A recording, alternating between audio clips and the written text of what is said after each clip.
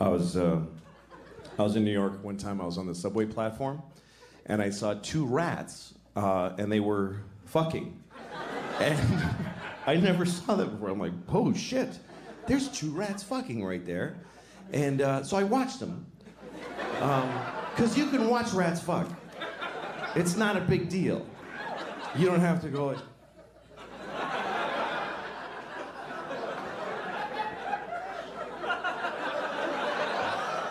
You can really just totally just watch them. Let's see. Anyway, I'm watching them. I'm just curious. I mean, it wasn't surprising how they do it. It's not like she's on top going,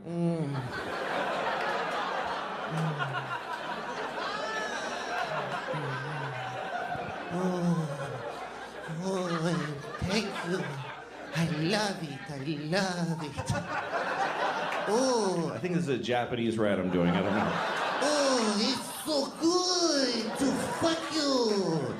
Oh, come on, Ricky, do me. I don't know. All right. Anyway, it wasn't anything like that. It was a pretty standard rat fuck. Just, he's on top, kind of smushing her into the pavement. And she's like... And I'm watching him. Just, I mean, I didn't like miss my train, just while I was there. Because I was curious. That didn't turn me on, I was just curious. Because I want to know, what is it going to be like when he comes? That's what I wanted to know. What is it like when a rat comes? Is it like, is it just a biological thing? Just a dispassionate kind of just, me, and then he just goes home?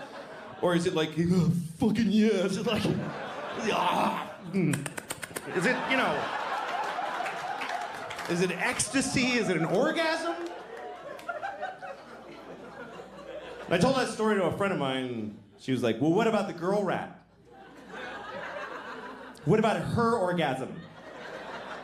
Why don't you empower her and wonder how she comes? What are you, crazy? Girl rats don't come. There's no way the girl gets to come when rats fuck. First of all, he's not gonna hold out for her. He's not that kind of dude, you can tell. He didn't give a shit. He's gonna fuck her and leave. He doesn't even know her name. He's not sitting there waiting for her and trying to think of things to not come, like giant garbage bags with no food in them or whatever.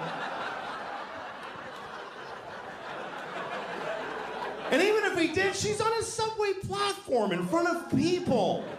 She's not gonna be able to get to that place. That inside place that girl rats need to find their orgasm. Because I know what girl rats need. I know how to make a girl rat come. I do. You just pick them up and hold them upside down and you just...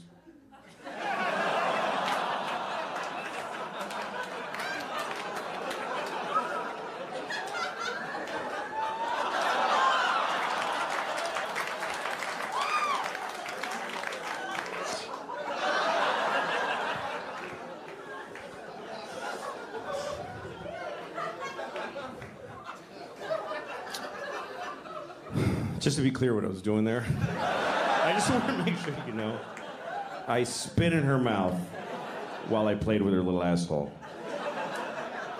Don't judge her, that's what she likes. I did it for her.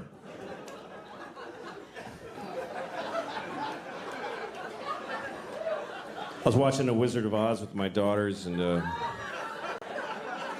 I know that's a weird couple of stories to put together.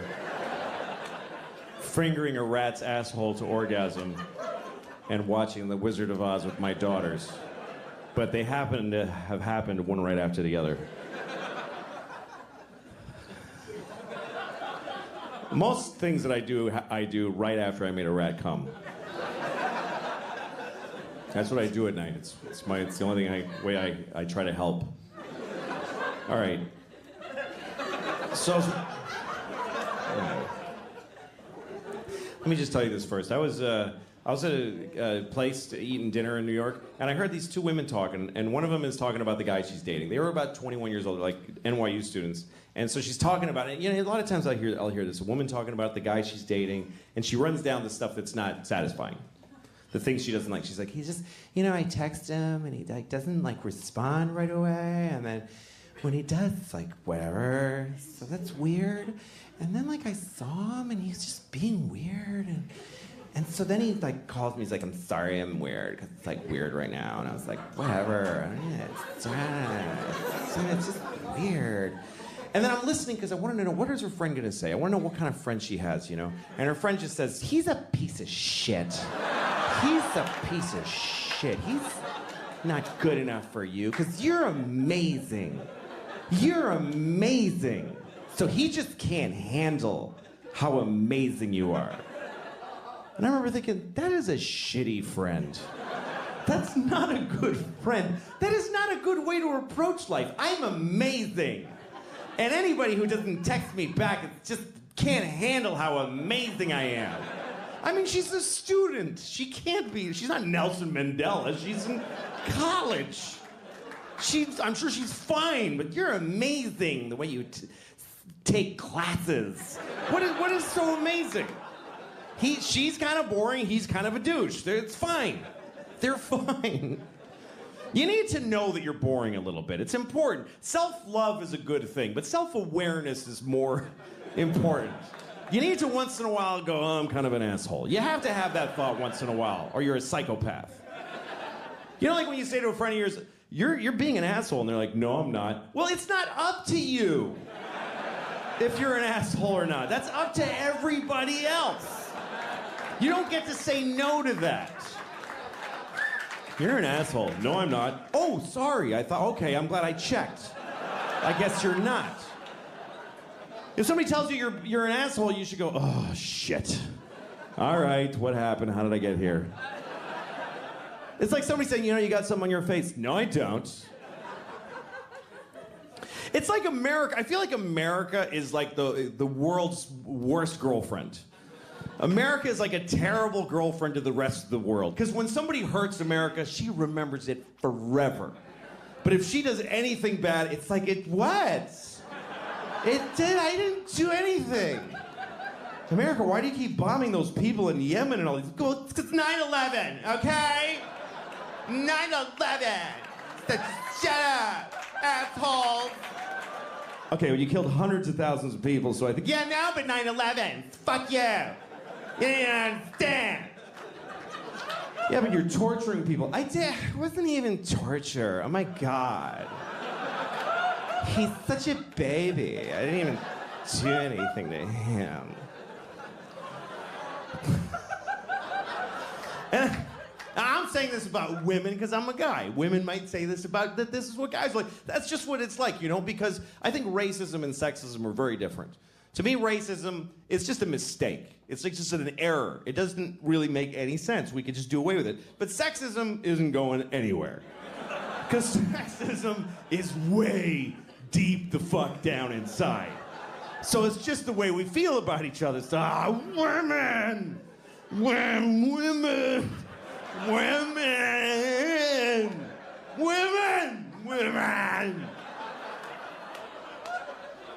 And you're like, man.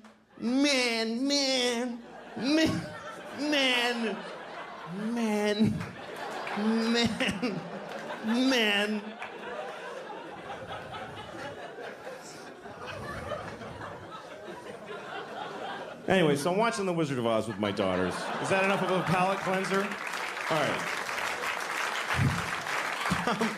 I'm watching The Wizard of Oz. I don't know if you've seen it. It's about a little girl named Dorothy. A very sweet little girl, played by an alcoholic older lady who lives in Kansas. She has a dog. She's very upset. And she keeps telling, my dog. And everybody's like, this is a farm. We're working. Leave us alone. And then there's a tornado, and they all run inside, and they barely look for her. It's unbelievable. It was so upsetting to me when I was a kid to see this movie. Because Auntie Anne's like, Dorothy! Okay, fuck it. And she just goes right inside, bolts the door. Unbelievable. So Dorothy goes up to Oz. So here's the thing. I was watching the other night. There's this one moment that really stunned me. It's when Ray Bolger played the Scarecrow. He just got ripped apart by flying monkeys. And he's very upset. And he has this performance that's way over the top, even for this movie. Do you remember that moment the Tin Man comes over? What happened? And he's like, well, first they tore my arms off, and they threw them over there. And then they tore my legs off, and they threw them over there. And I've seen this movie 1,000 times. But for some reason this time, that moment made me go, holy shit. That was a lot. And I started to wonder if Victor Fleming, the guy who directed The Wizard of Oz, if he had a moment during the filming of the movie where he was like, I think I gotta have a word with Ray. Because that's getting to be a lot. All right, let him do another one. Okay, action. What happened? Well, first they tore my arms off, and they threw them over there. And then they tore my legs off, and they threw them over there. Okay, cut. Comes over. So listen, Ray. Yes?